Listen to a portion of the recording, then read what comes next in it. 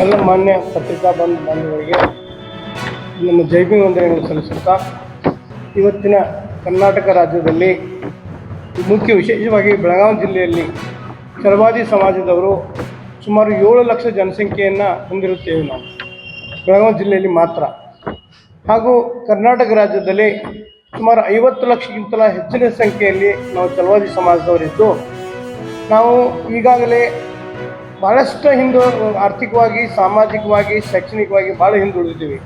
ಇದಕ್ಕೆ ಮುಖ್ಯ ಕಾರಣ ಏನಂತಂದರೆ, ಪರಿಶಿಷ್ಟ ಜಾತಿಯ ಪಟ್ಟಿಯಲ್ಲಿ 101 ಜಾತಿಗಳನ್ನು ಪರಿಶಿಷ್ಟ ಜಾತಿ ಪಟ್ಟಿಯಲ್ಲಿದ್ದು, ಅದರಿಂದ ಎಲ್ಲ ಹಲವಾರು ಜಾತಿಗಳು ಈ ಅವಕಾಶಗಳನ್ನು ಪಡೆದು ನಾವು ವಂಚಿತರಾಗಿದ್ದೀವಿ.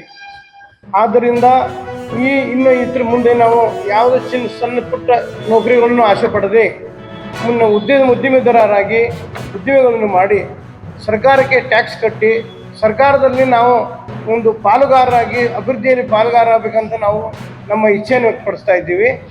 ಈಗಾಗಲೇ ನಮ್ಮ ಚಲವಾದಿ ಸಮಾಜದ ಕೆಲವೊಂದು ಜನರು, ಬೆರಳೆಣಿಕೆಯಷ್ಟು ಜನರು ಉದ್ಯಮಗಳನ್ನು ಪ್ರಾರಂಭಿಸಿದ್ದಾರೆ. ಅವರ ಆರ್ಥಿಕ ಪರಿಸ್ಥಿತಿಯು ತುಂಬ ಒಂದು ಶೋಚನೀಯವಾಗಿದೆ. ಆದ್ದರಿಂದ ಮಾನ್ಯ ಕರ್ನಾಟಕ ರಾಜ್ಯದ ಮಾನ್ಯ ಮುಖ್ಯಮಂತ್ರಿಗಳಲ್ಲಿ ನಾನು ಇವತ್ತಿನ ತಮ್ಮ ಒಂದು ಪತ್ರಿಕಾ ಪರಿಷತ್ತಿನಲ್ಲಿ ವಿನಂತಿಯನ್ನು ಮಾಡ್ಕೋತೇನೆ ಅಂತಂದರೆ, ಬರುವ ಕರ್ನಾಟಕ ಸರ್ಕಾರದ ಬಜೆಟಿನಲ್ಲಿ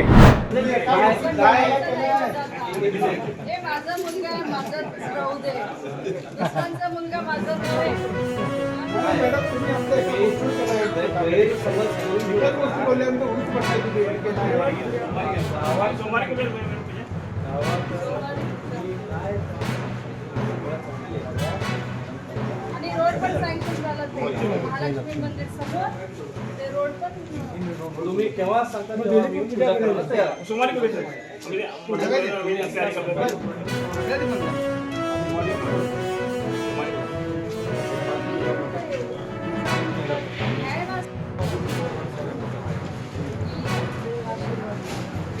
ಒಂದು ನನ್ನ ಯೂತ್ ಕಾಂಗ್ರೆಸ್ ಲೀಡ್ರು ನನ್ನ ಸಮಾನ ಸಂತೋಷ ಪಾಟೀಲ್ ಅಂತ ನಮ್ಮ ಕ್ಷೇತ್ರದ ಒಂದು ಏನೋ ಪರ್ಮಿಷನ್